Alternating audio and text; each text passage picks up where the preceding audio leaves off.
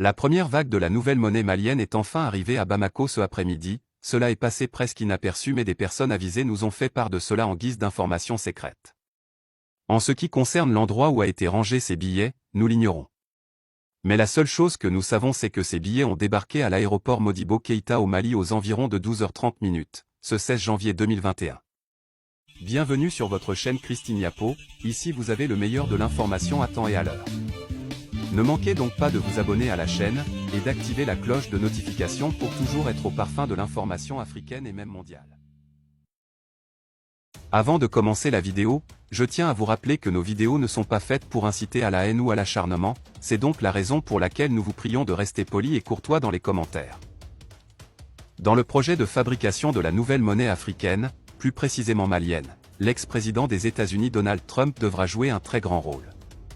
En effet, la Trump Taiwan est une entreprise de fabrication du papier qui sert à imprimer les billets de banque.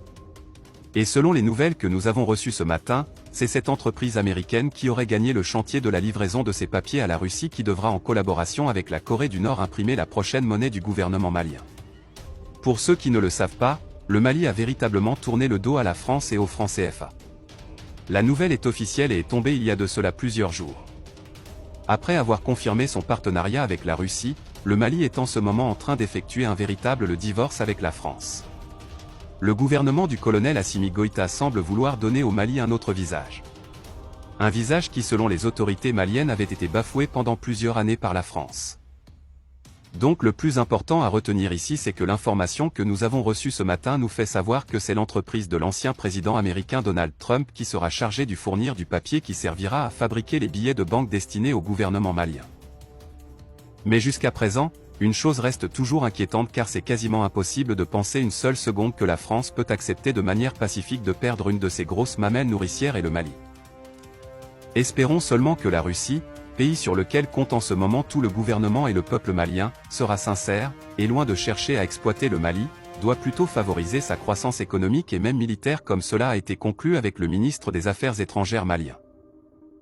Eh bien les amis, c'est ici que l'on doit se séparer pour ce qui est de cette petite note d'information. Partagez la vidéo avec vos amis si vous l'avez trouvée intéressante, abonnez-vous à la chaîne, ce n'est pas encore fait, et à très bientôt pour de nouvelles vidéos. Bienvenue sur votre chaîne Christine Yapo, ici vous avez le meilleur de l'information à temps et à l'heure. Ne manquez donc pas de vous abonner à la chaîne, et d'activer la cloche de notification pour toujours être au parfum de l'information africaine et même mondiale. La France a entériné officiellement, samedi 15 janvier, la fin du franc CFA au Mali, qui devra dorénavant se battre à se trouver une autre monnaie, mais sans renoncer pour autant à son engagement financier en